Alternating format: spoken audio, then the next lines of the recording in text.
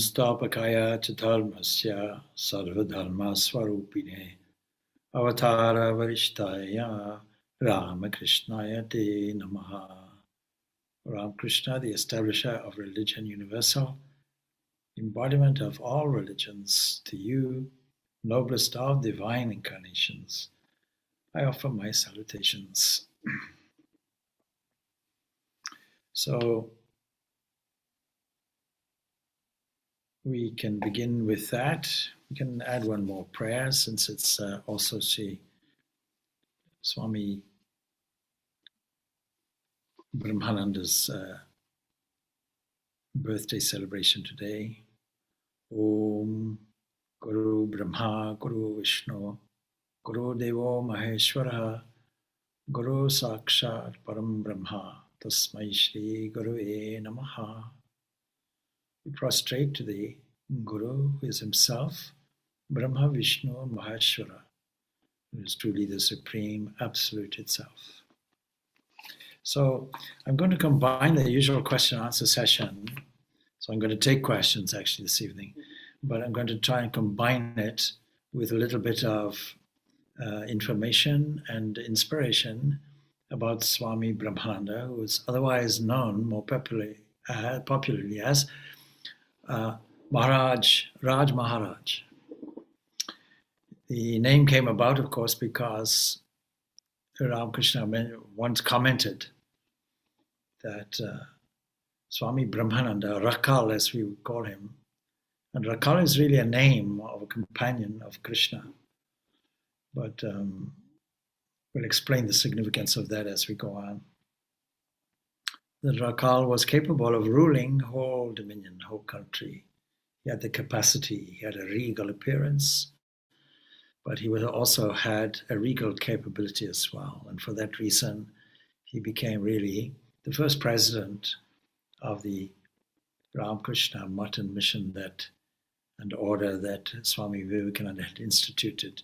Swamiji himself became the general president originally, and Swami Brahmananda was the Kolkata president. But by 1901, that was all given to Swami Brahmananda. So we'll discuss some of those things. Now, some of you went to India with me on a pilgrimage. And within the Belur Math compound, you will notice there are 3 temples there, over and above the main temple dedicated to Sri Krishna. One naturally, on the spot where Sharada Devi was cremated, there's naturally a temple to her. It's the only temple that faces the Ganga because Holy Mother loved the Ganga so much. And then the other one, of course, is a memorial to Swami Vivekananda, exactly also on the spot where he was cremated. But then there is one other to Swami Brahmananda. There's a general memorial on the cremation spot where many of the other disciples would have been cremated.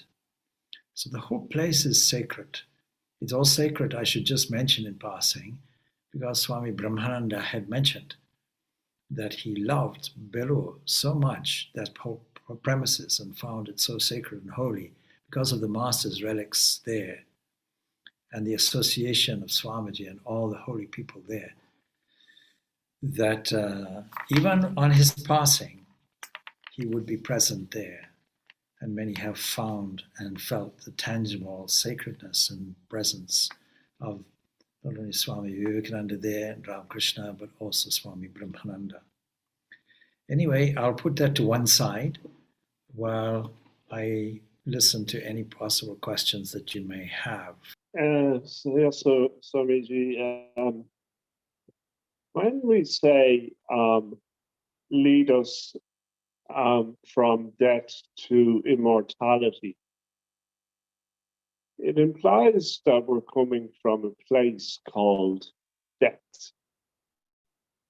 Yet they say we can't experience or have an experience of death. So I get just a little bit confused as to the actual meaning of lead us from death to immortality. So if I could put that maybe as just a question, I'm not sure if it's reasonable or not. So the the whole of our existence, whether we know it or not, consciously or unconsciously, is orientated more around death than it is around life. Let's take the COVID epidemic, for example. It's not that there was a tremendous difficulty or a tremendous crisis in the world in terms of health. What there was really is a tremendous crisis in terms of all the health institutions and hospitals, all those centers of healing that found it difficult to cope because of so many numbers coming to intensive care and treatment centers. So the capacity to cope with it was the difficulty. And also the idea that there should be an emphasis on preservation of life at all costs. But you know, when we look at things in a different light, we see there's no such thing as death. You cannot find any examples of death. You can only find examples of transformational causation. It's only the form that changes, and the name that changes, the description that changes. And so if you light something in a fireplace, then the wood that you burn is just transformed into smoke and ashes. If you do a mass balance of it, you have to arrive at the same figure, the same, essentially the same mass balance has to be there. So this is the conservation of matter and energy, and it makes sense because it's subject to our observational evidence.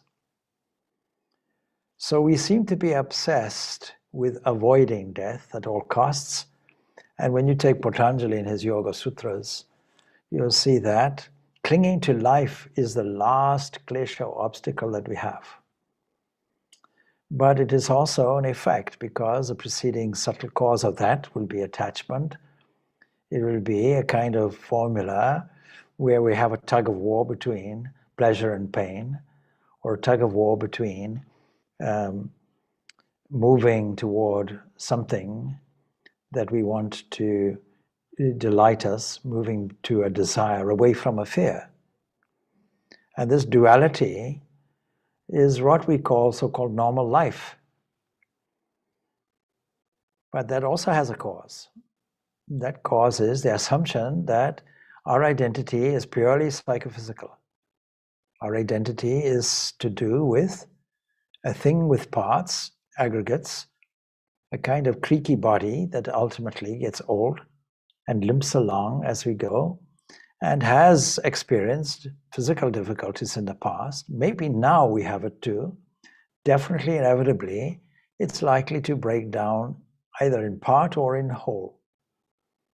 And the inevitable thing from that will be death. And that in itself has a cause. We generally put it under the umbrella of ignorance, and that is why the peace prayer goes, Asato ma satgamaya, that is, lead us from the unreal to the real. What is the unreal? Well, the unreal is that relative reality that always changes. What is the real? The real is that reality that never changes, therefore it is real, because it has a permanence to it. It is the same yesterday as it is today, as it is tomorrow, as it will be in 1,000 million years.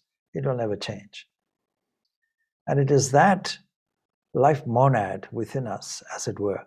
It is that unchanging aspect that we really call life. The rest really is more death. Swami Vivekananda famously said that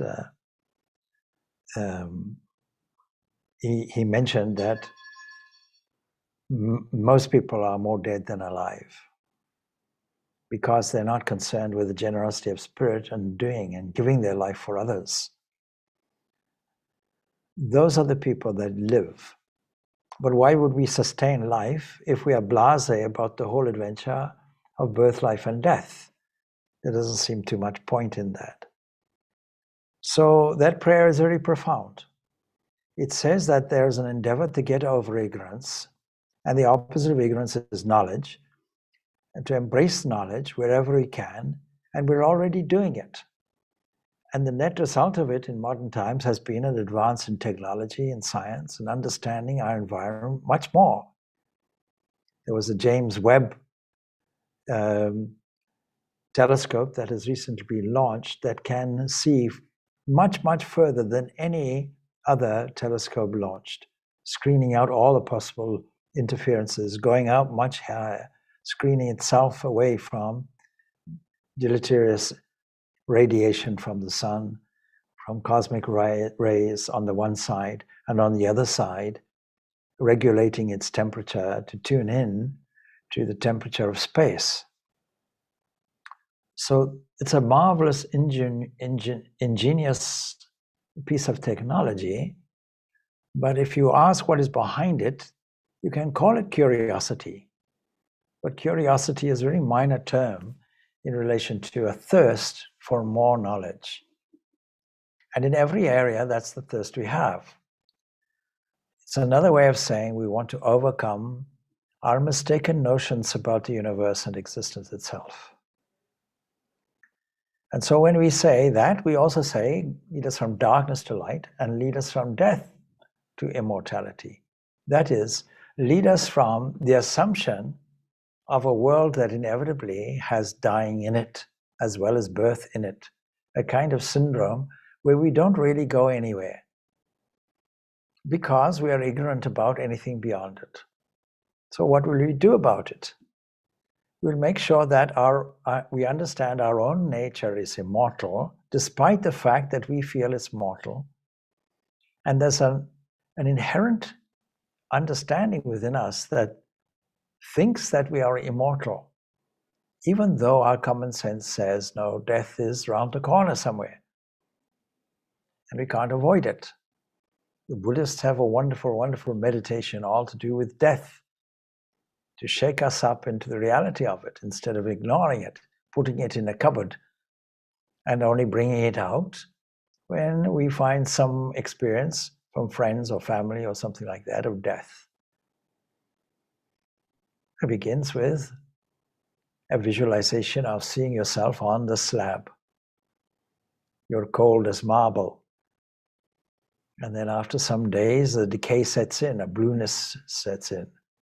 And then after some time, flesh starts moving away. After some time, if we leave it without refrigeration, then maggots start eating from the inside.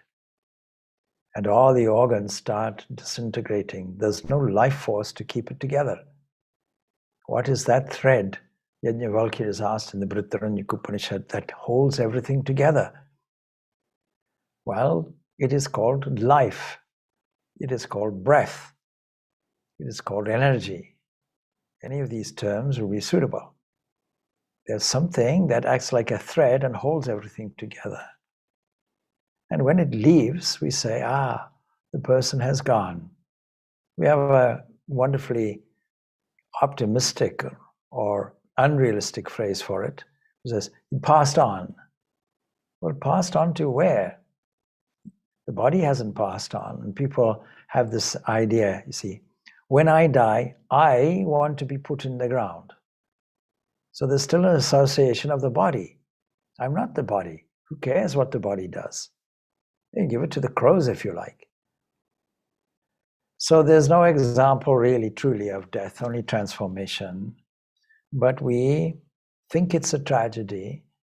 But for the dying person, of course, it's not a tragedy. You covered it in a talk previously about this, about death and dying. So there's a thrust, a movement to discover our own inherent immortality with the understanding I haven't got it yet. I haven't understood it yet. Even though my philosophy tells us, thou art immortal, still my awareness, my individual consciousness hasn't caught up with it. And I still think I am this individual thing. Now, we come on now really to Swami Brahmananda, because when we look at this drama of life, we see there's a profound, deep purpose in it. We find that there is a series of events that are not haphazard or chaotic, but seem to be regulated and planned. And if you take, for example, the advent of that remarkable phenomena called Sri Krishna, he comes with a whole band of accompaniments in the form of young boys initially. And Swami Brahmananda, or Rakal, was one such boy. I have a number of texts and I'll read various extracts so that you get the high impact of somebody who not only has sought immortality, but found it, and then spread the message and the example like a beacon of light to us all. Not necessarily by words, but by an exemplary life, by a kind of presence whose vibration and luminosity spreads everywhere, like a lighthouse beaming its light, telling people, firstly, of the dangers of the darkness where rugs are hidden, but giving us the optimism of the possibility of immortality expressed as light. Such a remarkable entity was Swami Brahmananda. That is why in Belumat there is a wonderful temple dedicated to Swami Brahmananda. One day, Ramakrishna fervently prayed to the Divine Mother, "It is my desire that a boy with sincere love for God should always remain with me. Give me such a boy." And a few days later, sitting under the banyan tree at Dakshinasar, he had a vision of a boy. And he told this to his nephew, Hiriday. And Hiriday immediately explained, "Uncle, you'll have a child." "What do you mean?" said Ramakrishna. "I view every woman as an aspect of the Divine Mother. How can I have a son?" And then Ramakrishna had a second vision. Just a few days before Akal's coming to him, he saw the mother, the Divine Mother of the universe, putting a child upon his lap and saying, "This is your son." And Ramakrishna shuddered at the thought and asked in surprise, "What do you mean? I too have a son." Then she explained with a smile that it would be a spiritual child. And he says, "I was comforted."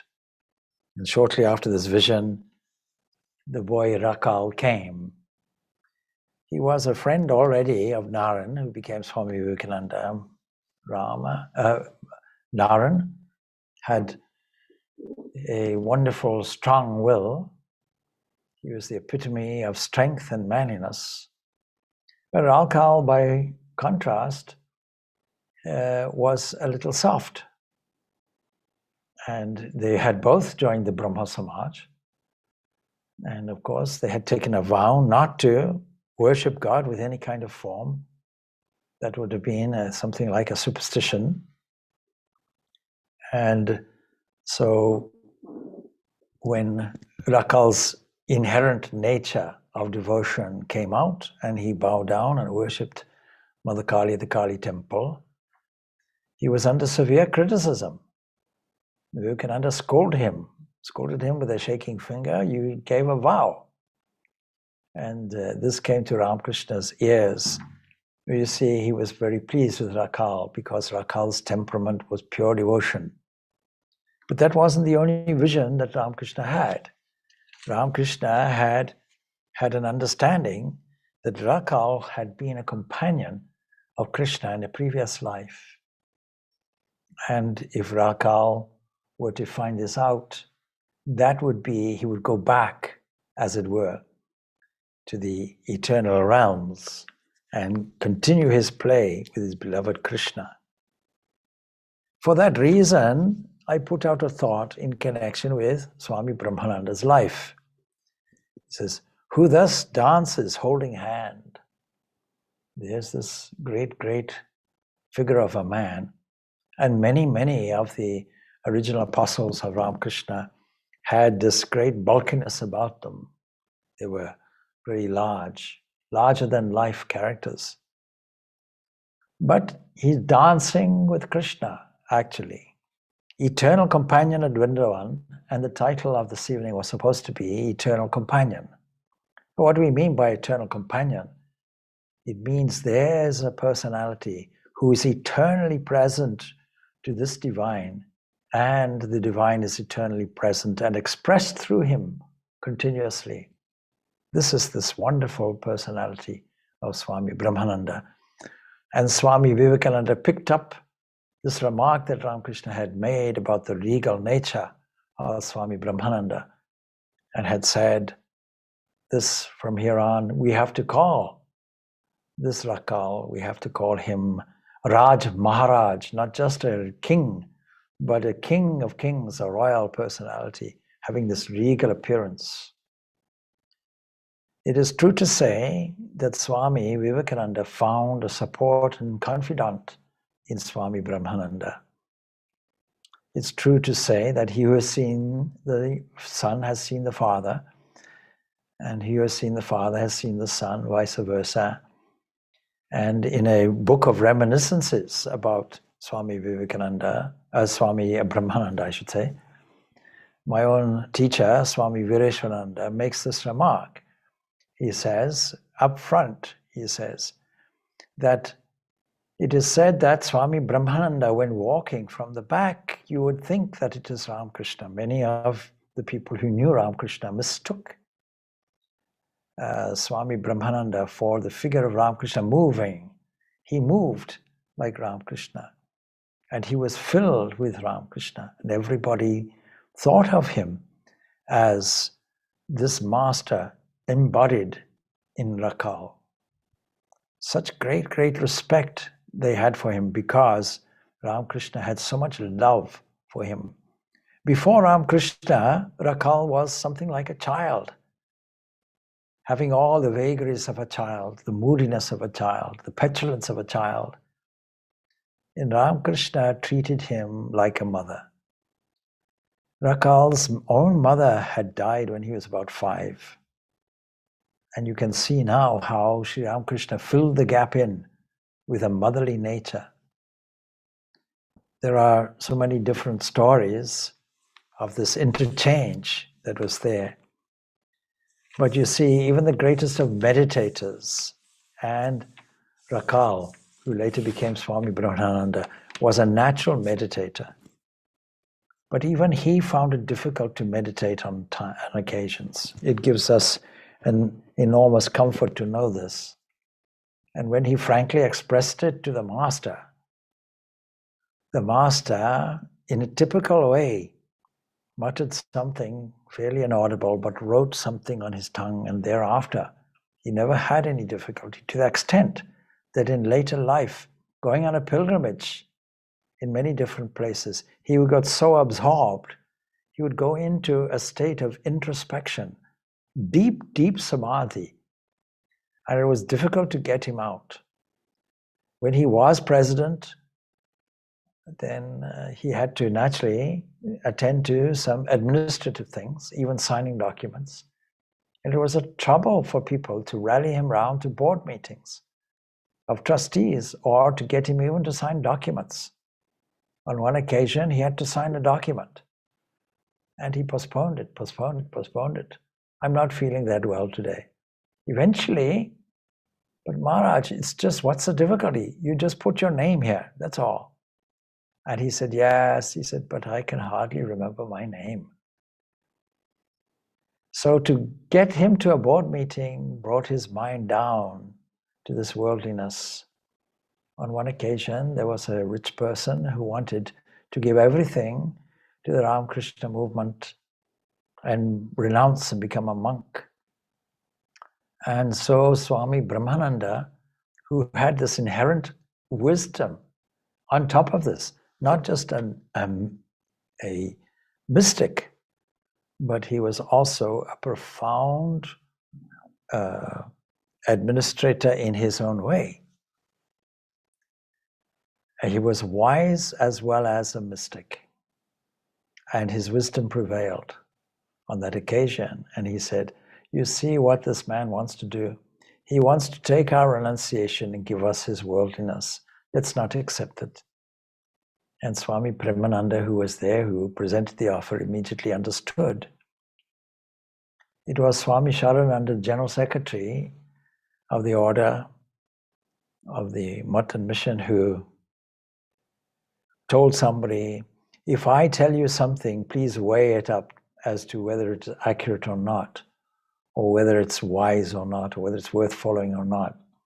But when Raj Maharaj makes a pronouncement, take it as absolute. He'll be absolutely correct. He had this presence that he took with him and inspired people just by his presence. The incident I mentioned is put here. As a young boy, he would practice meditation in the Kali temple. And during Durga Puja, he would sit behind the priest and meditate like a yogi.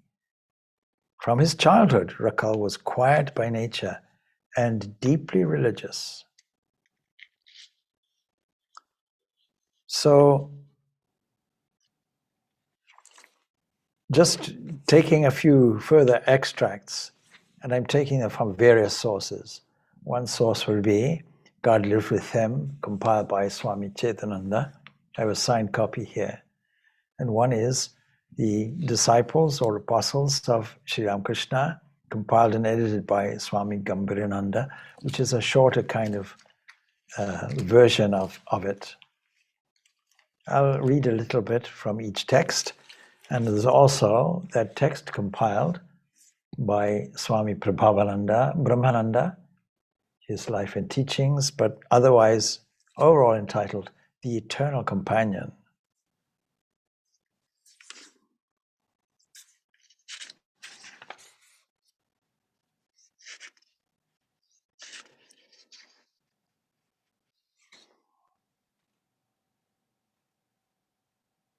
Rakal received from the Master not only the tender affection of a parent, but also the guidance of a spiritual guru. It was the unsurpassed love of the Master which at first drew Rakal to him, but the latter soon found that behind that human affection there was a spiritual power which could transform lives by a mere wish or a mere thought. Through the Master's incomparable love, Rakal began to undergo a great spiritual transformation. This brings me to the second verse of my thought. The first verse going like this: who thus dances holding hand, eternal companion of Vrindavan. This refers also to a final vision that he has on his deathbed, and I'll read out the very inspiring passing, if you like, of Raj Maharaj. But he who sees son has father seen, with traits of mystic and a king. Brotherhood led and convoked, visions abound in trances soaked. In these few lines, I tried to capture the very essence or the quintessence of Raj Maharaj. And then there was him emulating his master as a guru. There's a whole chapter on this in the book, Eternal Companion. Sri Ramakrishna once said, when the lotus blooms, bees come of their own accord to gather the honey. And when the lotus of a man's heart blossoms in the joy of God, spiritual aspirants will swarm to him. Swami Prabhavananda, who maintained that he did all kinds of activities at the Hollywood Center that he was in, the center of Southern California. He felt the living presence of his master, Swami Brahmananda, there. And every activity, according to him, he would do as a kind of worship to his own guru. He says, many times we have watched Maharaj sitting among a crowd of devotees. One moment he would be so happy and playful as a child. Then suddenly his mind would become indrawn and the whole atmosphere would vibrate with the presence of God. At such times, those who had come in to visit him would find that all their doubts and problems had been solved. They would rise and leave his presence exalted and comforted, though not a single word had been spoken. The monastic order included many disciples of Holy Mother and Swamiji, but most of those had little opportunity of associating with their gurus because Holy Mother was there at Jarambati. She wasn't fixed in a monastery, and Swamiji had passed away by 1902. And so there was Swami Brahmananda only. And so she used to instruct her own disciples to follow the disciplines prescribed by Maharaj. Maharaj himself also accepted disciples, but at first he was very, very particular. Often he would initiate them only after many years of probation. And during the ceremony of initiation, he would be filled with an ecstasy of love. And the disciple would feel an extraordinary sense of the divine presence. Of course, Holy Mother once complained that Maharaj didn't accept enough disciples. It so happened that just then Maharaj was invited to see a play about the life of Ramanuja, which had been written by one of his own disciples. And in the drama, there's that very famous scene, actually, where Ramanuja's great love for mankind is expressed. The story goes as follows. Ramanuja's guru initiates him with a sacred mantra and warns him never to reveal it to anyone. Well, what will happen if I do?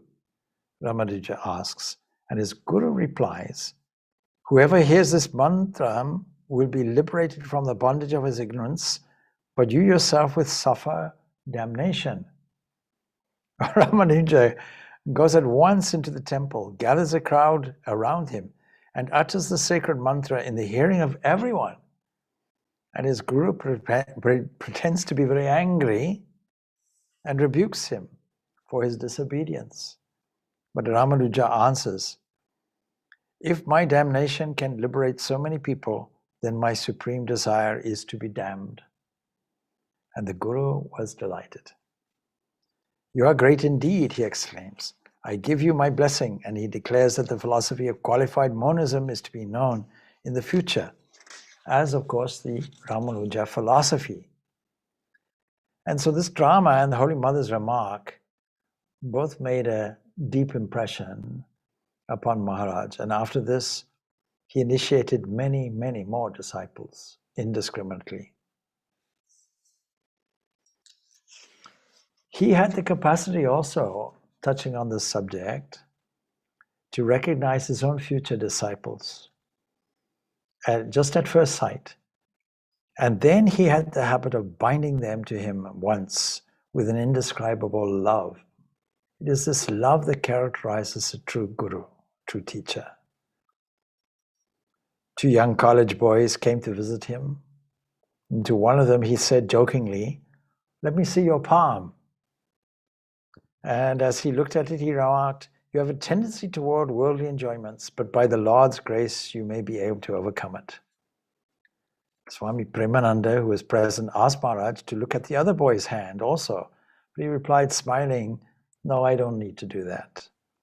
And hearing this, the other boy, who was later to be known as Swami Yatishwarananda, who wrote so many books about the teachings of Swami Brahmananda in a practical way, in a guiding way. And he felt sad. So he thought, well, my friend has some chance of becoming a monk, but I have none. And a few days later, he came along, came alone to visit Maharaj at the Bilur monastery.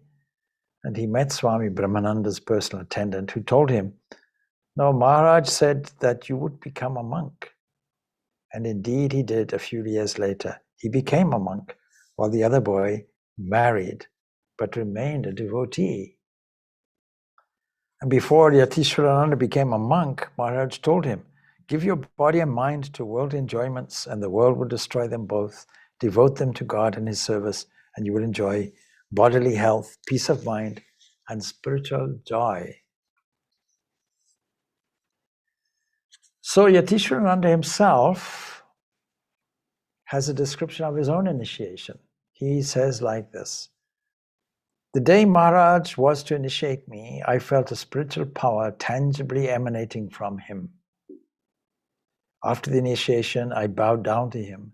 He raised his hand in benediction above my head, giving me instantly a vivid consciousness of an immanent presence.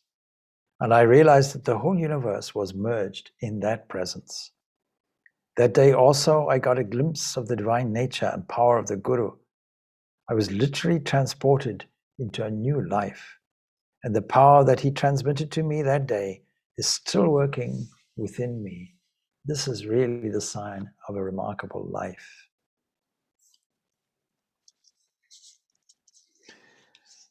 Under the Master, when we talk about these great personalities, there are segments of their life that we deal with. Their boyhood, how they met Ramakrishna, their time with Ramakrishna, then when Ramakrishna passes away, or attending to him in his illness, and then how they managed at Baranago Mutt, where all of them immersed themselves in tapasya, and how they eventually found that they couldn't lead this residential life anymore. To intensify the tapasya, they felt they had to wander. So Swami Brahmananda initially went to Puri, and he always had a great love for Puri. So Puri, Bhubaneswar, and those places.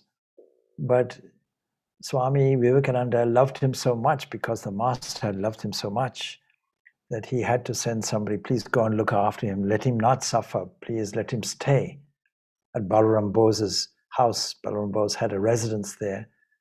And to avoid that again, Swami Brahmananda moved, and he moved back to the Baranago Mutt. But they all were dispersed, and all of them did very, very harsh tapasya. One day, Vijay Goswami asked him, he said, you know, you've had all the benefit of this remarkable master, this great guru, this great God-man, Ramakrishna. Surely that's all you require. Why do you have to do this harsh life of austerity? And he said, I know, he said, but what the master gave me, I want to keep. I don't want it to go away. I want it to be permanent. And all of them really had this kind of understanding. But going back then to his time with the Master, where we learn a lot about the Master himself. So one day the Master with Rakal went on invitation to attend a religious festival. But the organizers of the festival were busy with rich and influential people and showed scant courtesy to the Master. This was certainly more than the young Rakal could bear. And like a petulant boy, he asked the Master to leave the place at once. But the Master wouldn't listen to the counsel and put up with any amount of indignity. And afterwards he told Rakal that if they had left the place in resentment, that would have caused harm to the master of the house. See what sensitivity and love was there. And Rakal saw the depth of meaning even behind this trifling acts of the Master, and himself got a lesson in humility and self-effacement. Sometimes in a spiritual mood, Sri Ramakrishna would quite unexpectedly bestow the higher gifts on his chosen disciples. Once Rakal was in meditation in front of the Kali temple, where the Master arrived at the spot, and finding him seated in meditation, the Master accosted him and said, "This is your sacred word, and this is your chosen ideal." What a remarkable way of giving him diksha. And Rakal looked up and was vouchsafed the vision of his chosen ideal. He was beside himself with joy at this unexpected stroke of favor.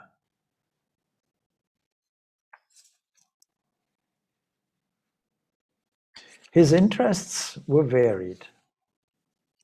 He could give wise direction for the design of a building, and he could formulate plans for relief works, and his suggestions on the methods of education were valued by educationists. His advice regarding the principles to be followed by editing books was at once found to be extremely sound, and in every ashram he visited or stayed in, he encouraged people to have flowers and kitchen gardens. And his love of flowers was great. In contrast to that, Swami Vivekananda had a love of animals, and sometimes when the animals ate the flowers, there would be a great deal of fun because they would banter with each other and argue with each other. But to his spiritual vision, the flowers that bloomed in the garden were the offerings of nature to the all-pervading deity. And anyone plucking more than was necessary would meet with his disapproval. Not only his disapproval, but his greatest displeasure.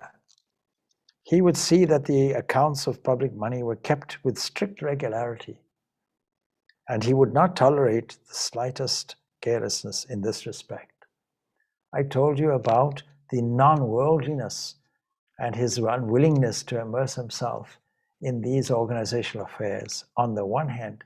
On the other hand, this is the way he dealt with this mixture of this regal king and mystic together. In spite of all the interests he had, one could vividly see that here was a mind which could not really be brought down to the level of ordinary work. It was very difficult to persuade him to attend the meetings of the trustees, as I mentioned before. But wherever he went, he carried this atmosphere of profound wisdom, of practicality and mysticism. Swami Brahmananda could count on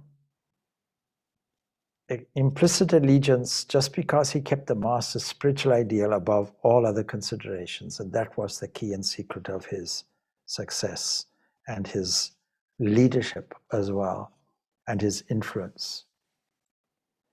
He also knew that ordinary mortals didn't have the aptitude either to carry on or appreciate any long spiritual talk, and engaged in talks with his wide variety of interests, which he picked up from people. He would talk about cooking, or he would talk about any other affair except spiritual affairs. And those visiting him, there was one visitor, and at that point he had been given a silk cloth, and he was enjoying, as was his custom, the hookah, but he would ask for it to be prepared and tobacco put in, and then he would say, "Where is the tobacco?"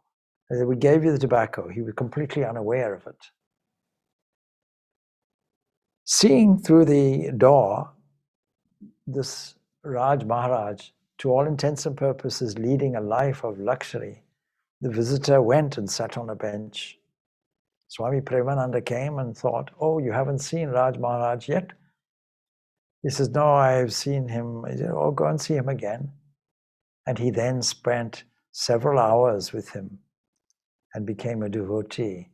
And he remarks afterwards, "Had I walked away, I would have lost the opportunity of my lifetime." He traveled all over the place, including to Madras.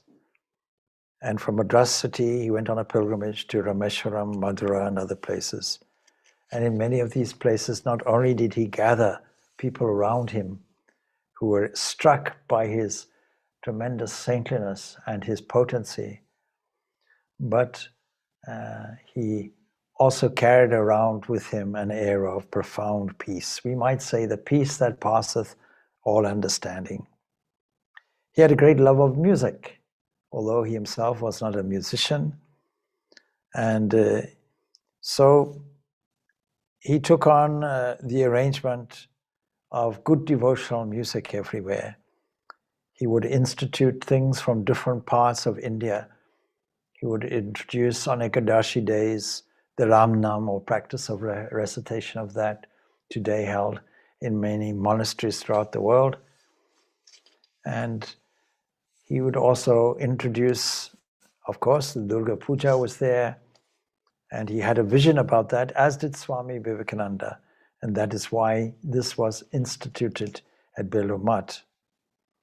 His human relationships were wonderful, and those who saw him said, "We have seen how everybody felt the touch of his infinite love. His courtesy and dignity were remarkable, and he revealed more in himself, more of a prince than a monk. He had actually the majestic appearance of a prince. And if nothing else, his mere appearance compelled reverence from others. When I first saw a picture of photographs of Raj Maharaj, I thought, how strange. His eyes were always closed in the pictures I saw. And he had this hookah in his mouth, but seemed to be oblivious of it completely. And a strange withdrawn atmosphere and feeling and impression was there. But he was also humanly humorous, and he had a great sense of humor. And there are many examples of that. It's worth reading, perhaps, some personal examples of being with him and what it felt like to be with him. I'm going to read an extract from an account by Swami Nirvananda, who I met. When I met him, he was vice president of the Ramakrishna Matan Mission, but he was a personal attendant of Raj Maharaj. He recalls, I met Maharaj for the first time in the Ramakrishna Mission Sevashram of Benares. Those who've been to Varanasi, those who traveled with me, would see that there are two sections. There is the one dedicated to service and the one which is a monastery. And the monks and novices of the ashram serve the patients with devotion as manifestations of God. This inspired by this noble ideal of the Ramakrishna order, says Swami Nirvananda, I joined the ashram with an ardent desire to become a monk. I had corresponded with Maharaj before our first meeting, and I had read about him in the Gospel of Sri Ramakrishna. In the midst of the busy program of the Sevashram, the thought would linger in my mind, when shall I go and see Maharaj? His eyes always revealed his sympathy and his otherworldliness, and his radiant smiling face and the sweetness of his childlike simplicity attracted me to him more and more.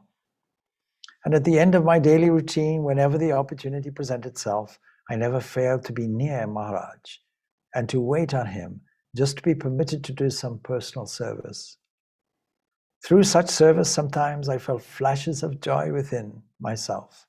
I was firmly convinced that it was essential for me to have the company of this blessed soul, without whose light I felt there was no way for me to understand or conceive Brahman, Atman, God, and other entities that exist beyond sense perception. According to Sri Ramakrishna's direction, Swami Vivekananda had delivered the charge of the order to Maharaj, who on Swamiji's passing away in 1902, set himself heart and soul to the great responsibility given to him. And though his uncommon personality and spiritual power, through that the order progressed day by day. These are pioneering days. And from Maharaj's countenance, no one could guess his leadership and potentiality. He was totally free from any attachment to the fruits of work, and such as hope or signs of dejection or pride of prestige or of efforts to exhibit power. This is truly the mark of a saintly man or woman, that they are not in any way affected by the highs and lows. And whether in the forest or in the city, Maharaj led a very simple life. Wherever he stayed, monks and devotees flocked around him.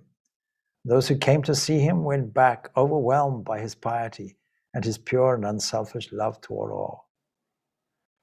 By a glance or touch, or his mere presence, he could raise the minds of others to a height level and change their very lives. So there's some incidents that will show this. And I mentioned the one visitor who happened to be a very learned professor who happened to visit him at the incident took place at Balaram Bose's house. And Maharaj's personal attendant at Balaram Bose's house was there, and Balaram's son, who was a great devotee, had a room especially furnished for Maharaj to stay in. And of course, as I mentioned, he had presented him with a beautiful silk robe.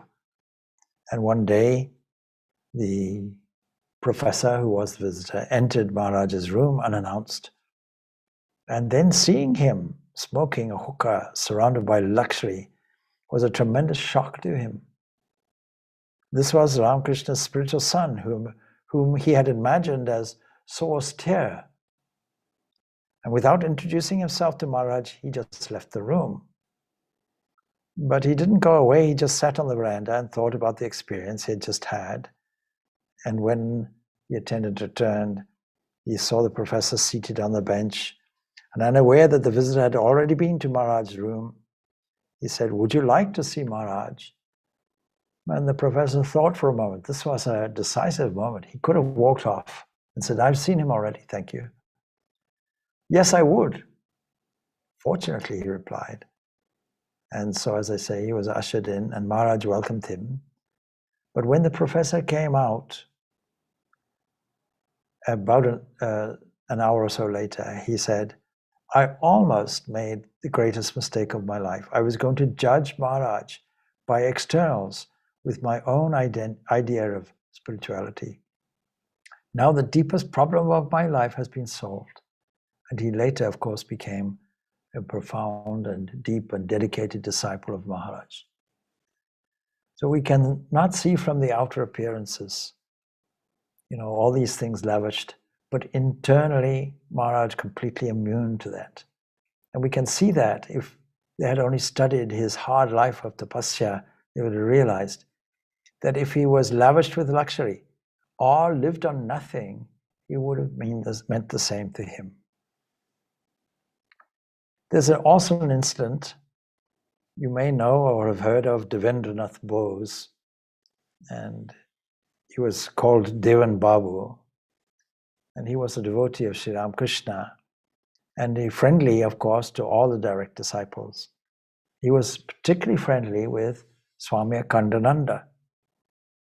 And after the passing away of the master at Kashipu Garden House, he became the estate manager of the Maharaj of Kashim Bazaar, and for many years he didn't come to see the monks anymore.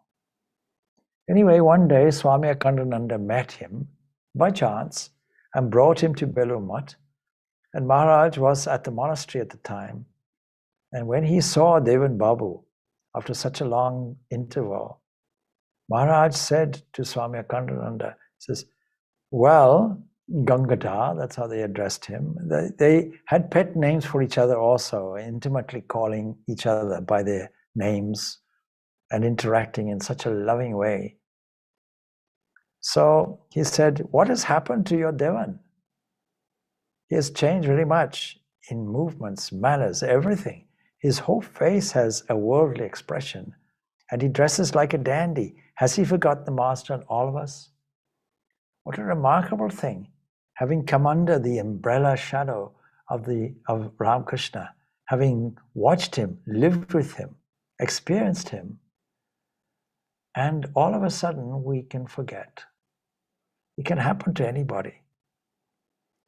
Now Swami Purnananda didn't know what to say, but the next time he saw Devan Babu, he told him in the course of conversation what Maharaj had said about him. "I don't know what's happened to me. I'm not happy," said Devan Babu. And after a few days, Devan Babu came to see Maharaj.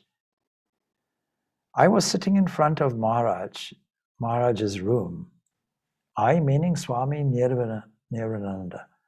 Devan Babu asked me, 'Where is Maharaj?' I said to him, 'Please take a seat. Maharaj is in his room. I shall inform him of your arrival.' Devan Babu's great restlessness was clearly visible. He was unable to sit still. And seeing Devan Babu, Maharaj silently went to him. He placed his hand on Devan Babu's chest, very reminiscent of what Ramakrishna himself might have done. He stroked him several times and said, 'Everything will be all right. Think of the master.' Immediately, there was a complete change in Devan. He bowed down before Maharaj and said, 'Maharaj, all my worldliness is wiped out. How far I had fallen, but your grace and blessings have lifted me up. Now I have no more sorrows or troubles.' Long after the passing away of Maharaj, Devan Babu wrote about him Those who came in close contact with the spiritual son of the Master say that Maharaj was endowed with immeasurable spiritual splendor, but nobody knew how so much power could be contained within that mortal frame. The latent power of an electric wire is known only on touching it. We hear that the body of a realized soul is not made of matter, but of spirit. But that truth could not be understood even while coming in touch with this divine man. With what heavenly love Maharaj kept us deluded. Devan Babu once said to me, "Do you remember the occasion when I went to see Maharaj? When he touched my chest with his hand, I felt a sudden shock. Immediately I remembered my past. Love for God and yearning for realization filled me, and all the memories of the Master came alive in my mind. And as a result, the course of my life was altogether changed." We could go on and on forever because of this remarkable life, but I'm going to confine myself to finishing off by reading out the last episode of the Master's life on this, Swami Brahmananda's life on this earth.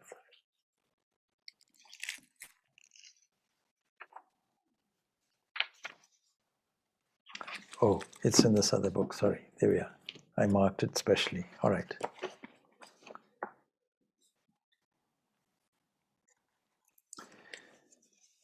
So when the I is used in this book, it is Swami Prabhavananda. He says, "I've already described how Sri Ramakrishna saw Rakal dancing with Sri Krishna in a mystic lotus shortly before the boy's first visit to Dakshinaswar. Now you'll understand the thought that I wrote that starts off like this: who thus dances holding hand, eternal companion of Vrindavan, completely signed up to form, without love the heart's forlorn." And the very last verse goes like this: "On the lotus, eternal sweet one, play nearly over, time nearly done, model life of indelible brightness, child Krishna still does he caress." Only a few intimate disciples knew of that particular vision, and Sri Ramakrishna had warned them never to reveal it to Maharaj, explaining that if he realized his true nature as the eternal companion of Krishna, then he would leave his mortal body. The secret had therefore been very carefully guarded. In March 1922, Maharaj went to Calcutta to stay for a while at the home of Balaram. Balaram himself had already passed away, but his whole family were sincere devotees of Ramakrishna, and his beautiful guest house was always at the disposal of all the swamis and disciples of the order. Of course, those who visited will know that it is a profound place of pilgrimage, sanctified, of course, by the presence of so many holy ones, including Ramakrishna himself. Anyway, going on, a few days later, after having a great deal of joy on this occasion at this house, a few days later at midnight, Nirvalananda, whose reminiscence we have just quoted, a disciple and personal attendant of Maharaj, saw his master sitting on his bed in a very earnest mood. The disciple stood silently before him, waiting for him to speak. Maharaj looked at him and said, "I woke suddenly and saw Sri Ramakrishna standing just there." And he pointed to a spot in front of a couch, adding, "He didn't speak to me. He stood there silently for a while and then disappeared. I don't understand it." And after a few moments, Maharaj continued in a low, earnest voice, "I can't give my mind to the things of this world any longer. It wants to take complete refuge in him and him alone."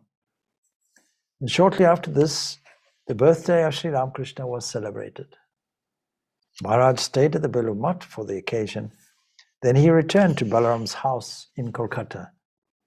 And 2 days later, he had a slight attack of cholera, but recovered within a week. But this illness which left him feeble, was followed by diabetes. And the diabetes took a serious turn. Many doctors came to treat him, one of whom wore the religious mark on his forehead. "Doctor," said Maharaj, "the Lord Shiva, whose symbol you wear on your forehead, is the only reality. Everything else is unreal." A devotee asked, "Maharaj, are you suffering very greatly?" "Please try to realize," Maharaj answered, "that in my condition, I have to bear all physical suffering and patiently and without complaint." But as he said this, his face lit up with the divine radiance, and the pain seemed to have melted away. He lost external consciousness and became absorbed in meditation. At about 9 o'clock that same evening, he placed his hand on Nirvananda and said, "Do not grieve. You have served me well. You shall be merged in God and reach knowledge of Brahman. I give you my blessing that you may attain this." Then he called all the disciples and devotees who were present to his side, and for each he had a blessing and an affectionate word. "Ah, my children," he said tenderly, "never forget God, and you will realize the highest good. Do not sorrow. I shall be with you always." And once more he became absorbed in his transcendental vision. And after some time had passed, he continued in a sweet, tender voice, I am floating on the leaf of faith and knowledge on the ocean of Brahman." And then suddenly he exclaimed, "Ah, the feet of Sri Ramakrishna, I know them. Viveka, my brother, Vivekananda, Premananda, Yogananda, that is, all those who passed before him." And thus with his divine sight he recognized the brother disciples who had already passed away. And he was living in that transcendental realm where he had lived throughout his life. But now he no longer concealed the fact. He began to describe his visions. "Ah," he murmured softly, "the blissful ocean of Brahman. Om, salutations to the Supreme Brahman. Om, salutations to the Supreme Atman." And while speaking of his divine experiences, his throat became dry, and a disciple offered him a drink, saying, "Maharaj, please drink this water. It has lemon in it." "The mind doesn't want to come down from Brahman," said Maharaj slowly. "Pour Brahman into Brahman." And like a child, he opened his mouth for the water to be poured into it. Then he turned to Swami Purnananda and said, "Brother, Sri Ramakrishna is real. His divine incarnation is real." And after this, Maharaj was silent for a while. He was deeply absorbed in meditation, and his face wore an expression of great sweetness. And the minds of those who were present were so uplifted that they felt no grief, only joy and silent calm. All sense of the world and of death was lost. Suddenly, out of the silence, the voice of Maharaj was heard. "Ah, that inexpressible light, Ramakrishna, the Krishna of my Ramakrishna. I am the shepherd boy. Put anklets on my feet. I want to dance with my Krishna. I want to hold his hand, the little boy Krishna. Ah, Krishna, my Krishna, you have come, Krishna, Krishna. Can't you see him? Haven't you eyes to see?